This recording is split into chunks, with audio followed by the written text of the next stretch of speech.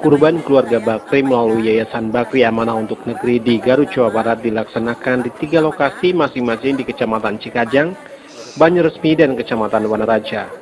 Sedikitnya ada sekitar 7 ekor sapi kurban yang diberikan kepada warga yang tidak mampu, yang merupakan kurban dari keluarga besar Bakri bersama kelompok usaha Bakri serta para donatur dari Yayasan Bakri Amanah untuk Negeri.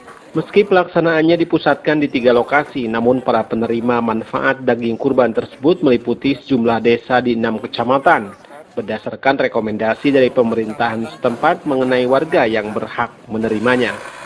Selain berkurban untuk dan atas nama pribadinya, keluarga Bakri juga menyerahkan 1 ekor sapi yang diperuntukkan bagi 7 orang tua jompo untuk berkurban dalam program tersebut.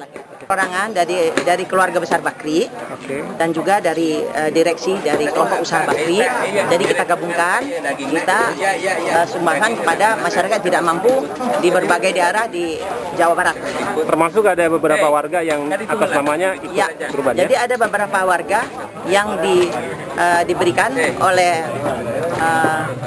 ada beberapa haji, ya, seperti ada Haji Niron Bakri, Haji Indra Bakri, Yusuf Martak, diberikan kepada warga yang tidak mungkin untuk memberikan kurban. Para warga yang telah memiliki kupon pembagian daging kurban antusias dan terus berdatangan untuk menyaksikan dari dekat proses penyerahan dan penyembelihan sapi kurban, serta menunggu saatnya pembagian oleh panitia setempat.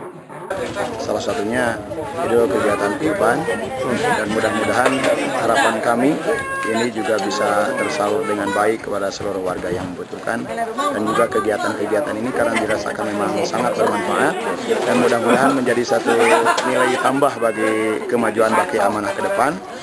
Selain menerima pembagian daging kurban, sejumlah orang tua jompo dan lanjut usia juga menerima santunan yang diberikan dari Yayasan Bakri Amanah untuk Negeri. Tim Gapura TV melaporkan.